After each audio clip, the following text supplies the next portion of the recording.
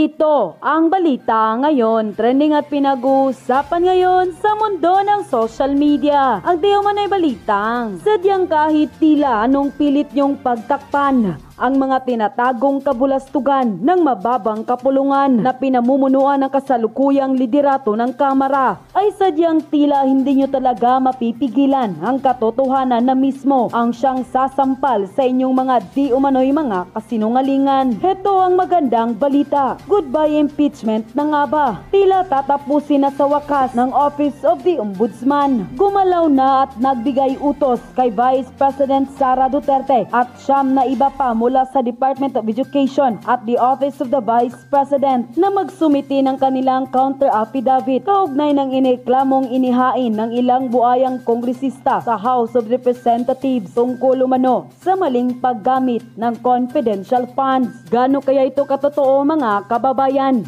Ating alamin. Pero bago ang lahat, kung bago ka pa lamang sa aming channel, please huwag kalimutang mag-like, subscribe at i-click ang notification bell para mas maging updated ka pa lalo sa lahat pa ng bagong video na i-upload namin. At ito na nga mga kababayan, batay sa kutosang nilabas at kumpirmadong balita na nakalap ng GMA Integrated News, binigyan ng 10 araw ang respondent mula sa pagtanggap ng order upang magsumiti ng kanilang mga sagot pati na ang affidavit ng mga saksi at iba pang suporta o mga dokumento. At ang utos ay kasunod ng reklamong isinampa ng Kamara kamakailan lamang laban sa Vice President na si Sara Duterte Carpio at iba pa para sa mga kaso umanong kinabibilangang plunder, technical malversation, falsification, perjury, bribery at betrayal of public trust. Sila may tuturing na ito bilang isang welcome development at least sa Ombudsman at sa Korte Suprema. May totoong due process,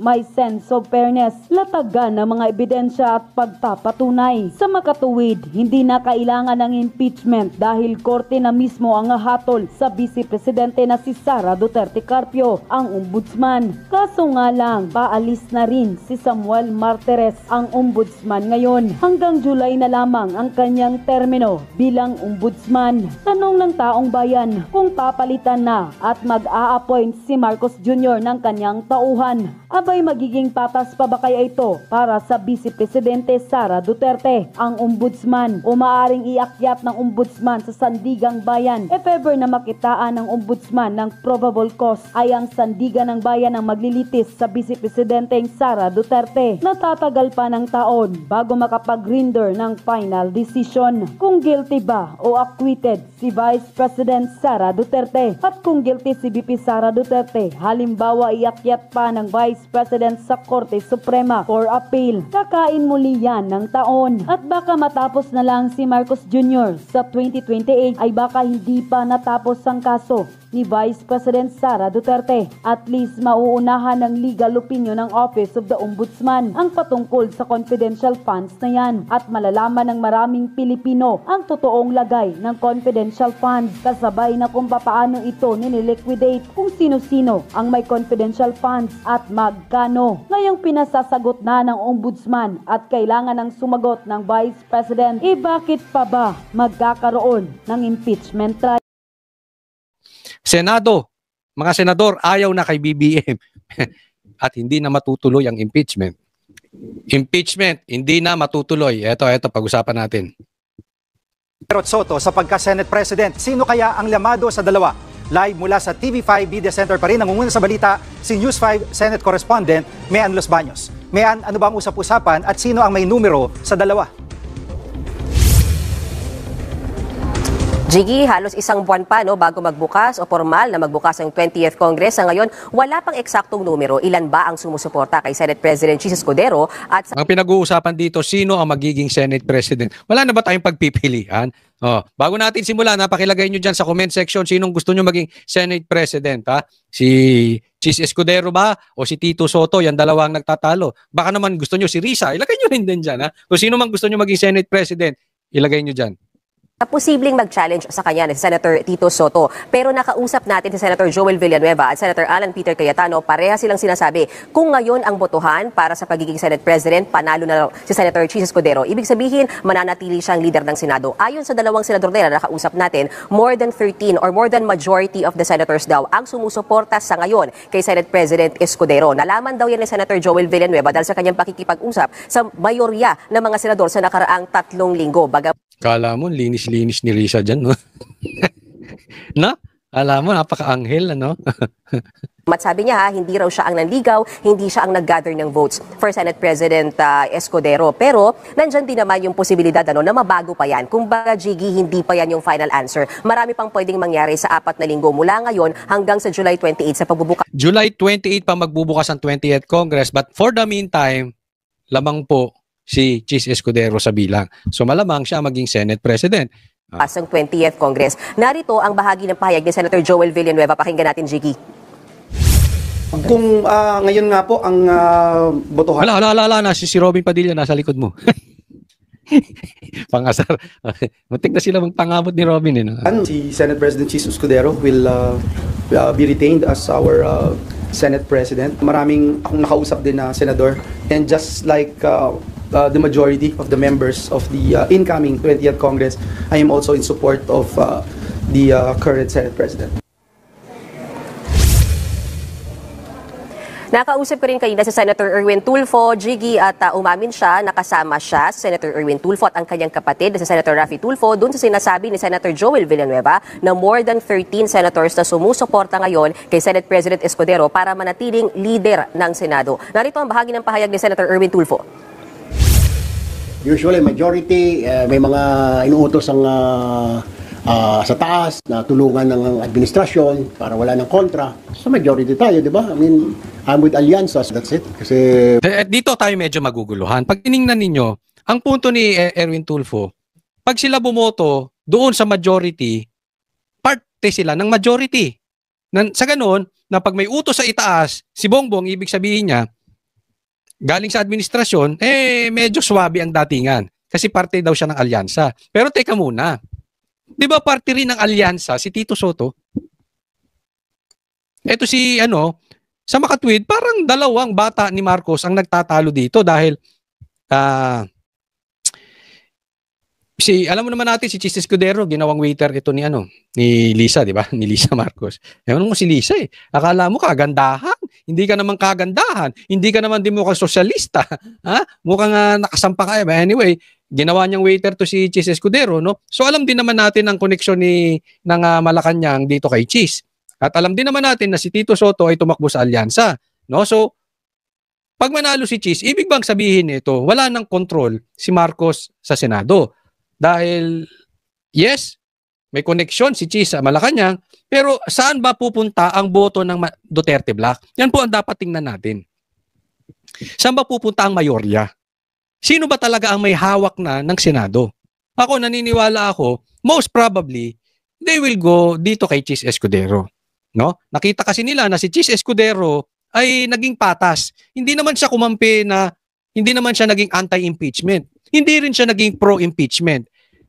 Ito lang problema dito, kay Tito Soto, halatang halata, bago pa lang siya pumasok, nataatat na siya sa impeachment. Parang naano pa siya na gusto niya naman pumasok yung impeachment para achiche!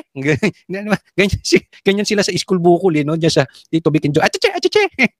Parang ganyan lang. Gusto lang magpasikat nito as I see it, gusto magpasikat nito si Tito Soto kasi malaking balita ito. Gustong-gusto to ng mainstream media matuloy, malaking balita, makakalamang sila sa vlog. Alam mo, this is not fake news, this is public knowledge. Kinakain na ng vloggers ang screen time compared sa mainstream media. Nakakalamang ang mainstream media, most probably, as I see it, and even yung ibang vloggers, nakikita nila na pag may hearing. Kasi doon sa hearing, nasa loob sila mismo. Nagigets nyo? Nahuhuli ng konti ang mga vloggers. Pero pagka walang hearing, ang pinapanood ng tao mga vloggers. So, itong mga atat na mga pasikat, gusto nila talagang gamitin ng impeachment. Di ba? So, itong si Achiche, si Tito Soto, parang gusto magpasikat, no? No, hindi pa natin alam kung saan ang boto ng Duterte Black. Pero sa tingin ko, malamang ang magiging boto nila kay Chis Escudero. Okay na sa akin si Chis Escudero. Wag lang si Aimee. Maawa kayo sa bayan natin. Wag si Aimee. Yung mga Aimee natics pambihira. Wag naman kayo masyadong panatiko, mahahalata kayo masyado. Wag naman si Aimee. We are in the majority. At ngayon, kung mangyari nga na si Senator Escudero pa rin ang maging Senate President, bukas ba si Senator Soto sa ibang posisyon sa Senate leadership? Paliwanag ko lang, Jiggy, paano yung posibleng senaryo sa July 28 pagbubukas ng 20th Congress. Dapat kasi dyan may 2 senador na magtutunggali o magkukompete para sa Senate President. Kung sakasakali na manalo nga at manatili si Senate President Chis Escudero at kung sakasakaling hindi pala rin ni Senator Tito Soto, automatic siya yung magiging minority leader. At sinabi niya ngayon, handa rin daw siya sa role na yan. Bagay daw kasi yan na hindi bago sa kanya dahil naging Senate minority leader din siya nung panahong Senate President si Nene Pimentel. Ito laging, mapansin ko si Tito Soto, laging pinagmamalaki na yung antagal niya na dyan sa Senate, naging Senate President din siya, kung ano-ano. Antagal mo dyan, anong nagawa mo? Pero hindi pa tapos ang laban, Jiki. Sabi ni Senator Tito Soto, kung siya pa rin daw ang mapupusuan ng mga kasamahan nila sa Senado na maging leader ng Senado o Senate President, bagay na handa pa rin daw niyang tanggapin yang trabaho at responsibilidad na yan. Narito yung bahagi ng pahayag ng Senator Tito Soto. Tatanggapin ko. Di ako katulad kasi nung iba na nilalakad talaga na sila yung maging Senate President. Naku, sinabi nga ni namin nagsasabing mga senador, kinakausap mo daw para ikaw ay maging senador, ay maging Senate President. Ngayon, tinatanggi mo na talagang nilalakad mo. Politikong-politiko dati. Patagal ka nang politiko, trapong-trapo yung datingan mo, achiche. Alam mo kasi pag minority leader ka, kailangan lahat ng batas na pag-uusapan ay alam mo. Naku, ang dunong nito. Kahit hindi abogado, lahat ng batas alam mo. Daing mo pa abogado. Ikaw na lang ang spokesperson ni Marcos, wag na si Claire. Oh. Daig pa nito, abogado, lupit lang. Handa ako. In case na ako'y hindi ihalal ng ating aming mga kasama, handa naman ako mahalal as minority leader. Pero mayan, di ba parang traditionally yung minority, ito yung oposisyon at kakatakbo lang ni Senator Soto bilang pambato ng administrasyon. Yan na sinasabi natin. Hindi ba parang saliwa ito na magiging minorya siya? Ibig sabihin, para sa akin nasa isiit, wala na talagang kapangyarihan si Marcos sa Senado. Isipin mo yung tumakbong alyansa, siya pa magiging minorya. Wala na siya. Sitting duck siya dyan sa ano. Kung meron nga magsasampa ng impeachment kay Marcos at makalusot, just in case makalusot sa Congress. Makachamba tayo doon sa Congress. Pag dating sa Senate, ako naniniwala, convicted si Marcos. Ang tanong lang kung may magsasampa ng impeachment kay Marcos. Kasi nga, yung Duterte Youth Party List na nagsampa ng impeachment kay Marcos, hindi pinaupo, 3 upuan sana yun. Diba? Malay natin. Kung nakaupo ang Duterte Youth Party List, baka napa-impeach. Mauna pang ma-impeach si Marcos kaysa kay Sara. But definitely, pag na-impeach si Marcos at pumasa yan, dumating yan sa Senado, pinis na, pinis. Ang paliwanag dyan, Jiggy, ni Senator Ito na naman, si Risa ka na naman. Ito yung napakalinis na si Risa. Tito Soto, bagamat tumakbo siya sa ilalim ng alyansa para sa Bagong Pilipinas, kung saan, tama ka, mismo si Pangulong Bongbong Marcos yung nangampanya para manalo sila. No? Sabi ni Senator Tito Soto, hindi ibig sabihin, sunod-sunuran siya sa palasyo. Maging bahagi man Sabi mo yan eh. Hindi raw siya sunod. siya ng mayorya o ng minority bloc, siya daw ay mananatiling cooperative pero critical na member ng Senado, bagay na natutunan daw niya years back sa kanyang pagiging veteranong senador. Ako sa tingin ko ito Alam nyo naman doon sa matagal nang nanonood sa akin, alam nyo na ang stand ko, gusto kong matuloy ang impeachment. Dahil kahit po tayo ay pabor kay BP Sara at alam naman nating inosente siya, alam ko doon maglalabas ng mga ebidensya at ng baho ito si BP Sara laban sa mga Marcos. Isa yan sa dahilan kung bakit gusto ko matuloy ang impeachment. Kaya lang, sinasabi nung iba, itong mga bobo na ito, na dapat daw matuloy ang impeachment. Yung iba sinasabi ng mga bobo na gusto mo ng bloodbath, pero 16 ang abogado mo. 16 ang abogadong kinukuha mo. Gusto mo ng bloodbath, ayaw nyo ituloy ang impeachment. Bobo kayo. Bakit? Hindi ibig sabihin, gusto niyang matuloy yung impeachment. Kahit ako, gusto kong matuloy yung impeachment, pero ayoko sa illegal. Paano kung unconstitutional nga yung impeachment. Bakit? Kasi naghain sila ng 4. Dapat isa lang kada taon. Yan nga yung patuloy na sinusolusyonan ng Senado. At yung mga the likes of Tito Soto nagmamadali. Yung mga artista na nakikisawsaw na wala namang alam. Hindi si Tito Soto yung iba na hindi naman politiko, na bakit daw 16 ng abogado. Diba? Hindi ibig sabihin, halimbawa, kami ay hindi natatakot. Pero hindi ibig sabihin, hindi mo poprotektahan ang sarili mo. Bobo ka kung ganun. Handa kaming isugal ang aming buhay para sa bayan. Hindi ibig sabihin, hindi ka kukuha ng bodyguard. Di ba? Hindi na sinasabi ng politiko bakit may bodyguard. Handa ka ibuwis ang buhay mo. Sabi si Tatay Digong. Pero hindi ibig sabihin magpapakataka ka. Hindi ka nakukuha ng abogado. Hindi ka nakukuha ng bodyguard. Yan pong ibig sabihin. Ako, mas gusto ko matuloy ang impeachment. Pero hindi dapat ito matuloy sa illegal na paraan. Kasi kung mapapatunayan nga na naisampa na yung 4 na reklamo, hindi po pwede yun. Dapat isa lang kada taon. Di ba? Paano kung totoong nagkabayaran dyan? Yan ang sinasabi, nagkabayaran dyan. 150 million kada congressman, kada pirma.